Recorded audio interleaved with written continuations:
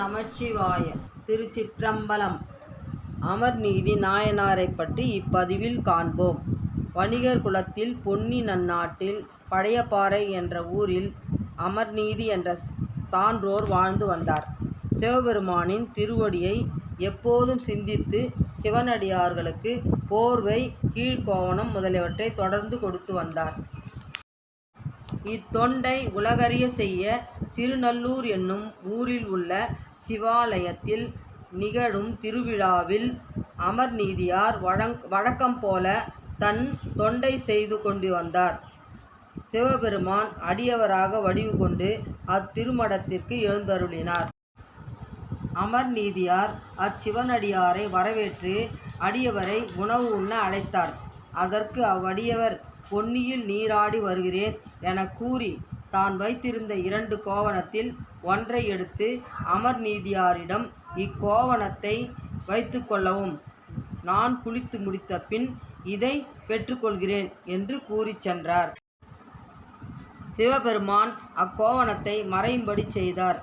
பின் அக்கோவணத்தை கேட்க அமர்நீதியார் தான் பாதுகாத்து வைத்த அடியவர் கோவணம் காணாது திகைத்தார். செய்வதறியாமல் வேறு ஒரு புதிய கோவணம் கொண்டு வந்து பெற்றுக்கொள்ளுமாறு அடியவரிடம் நடந்ததை கூறி தனது பிழையை பொறுத்தருளுமாறு வேண்டினார். அதனை கேட்ட அடியவர் சினந்து எனது கோவணமே வேண்டும் என மொழிந்தார்.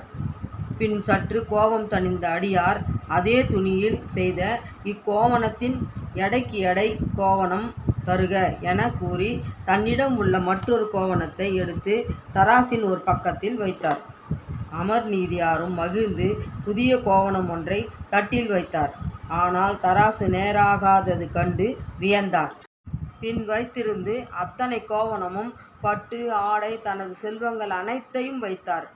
அப்பொழுதும் தராசு நேராகவில்லை. தராசு நேராகாததைக் கண்டு அடியவரிடம் நானும் எனது மனைவியும் மகனும் இத்தட்டில் அமர அனுமதி அருளும்படி வேண்டினார். அடியவரும் இசைந்தார்.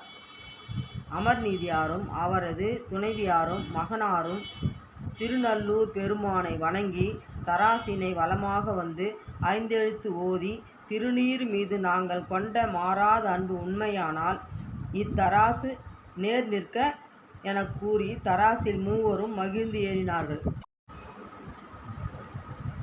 இறைவனின் கோவணமும் அமர்நீதியாரின் அன்பும் நிகரானது போல் தராசு நேரானது. கற்பக மலர்களை வானோர்கள் பூமழையாக பொழிந்தனர். அடியவராக வந்த சிவபெருமான் விடை மீது உமையுடன் எழுந்தருளி சிவபதம் கொடுத்து அருளினார். மண்ணு கலை துண்ணு பொருள் மறை 4 வான் சரடா தன்னையே கோவணமா சாத்தினன்கான் சாழலோ என்னும் திருவாசக வரி இக்கதையின் பெருமையை உணர்த்தும்.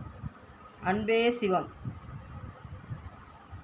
அமர்நீதி நாயனாரின் திருவடிகள் போற்றி போற்றி.